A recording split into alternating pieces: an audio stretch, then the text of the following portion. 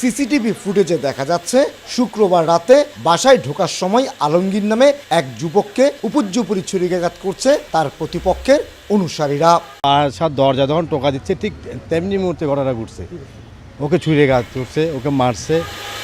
এটাই একমাত্র ঘটনা নয়, গত 12ই ডিসেম্বর থেকে লালখান বাজার এলাকায় একের পর এক ঘটছে ছুরিকাঘাত এবং মারধরের ঘটনা।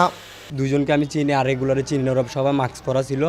ছুরিটা মারছে, মারি ওরা আবার আমাকে মারতে দিয়েছে, আমি দৌড় দিয়েছিলাম। কারা মারছে এবং কে মারছে ঠিক আছে ওদেরকে আমি চিনি না। পুলিশ আসছিল, আমি পুলিশকে জানাইছি জিনিসটা। মূলত আসন্ন চট্টগ্রাম সিটি কর্পোরেশন নির্বাচনে কাউন্সিলর পদ নিয়ে এই বিরোধের সৃষ্টি। শুক্রবার রাতেই বিভিন্ন স্থানে অভিযান চালিয়ে পুলিশ 5 জনকে আটক করে। রাতভর অভিযান চালিয়ে ওই আসামি সুমনকে যেই ছুরি দিয়ে আঘাত করছে সেই ছুরি সহ তার সঙ্গীয় 5 জনকে আমরা গ্রেপ্তার করতে সক্ষম হই। ইলেকশন নিয়ে তারা দুইটা পক্ষের বিরুদ্ধে স্থানীয় আধিপত্য নিয়ে দুই পক্ষের মধ্যে পরস্পরকে বিভিন্ন সময় ধাওয়া পাল্টা দেওয়ার স্বভাব শুরু করে এলাকা থেকে বিতাড়িত চেষ্টা চালাচ্ছে। এবং মারধরে আহতরা সবাই আওয়ামী লীগের মনোনীত কাউন্সিলর প্রার্থী আবুল হাসনাত বেলালের অনুসারী।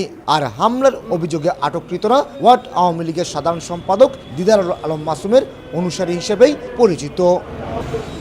কমল দে, সময় সংবাদ, চট্টগ্রাম।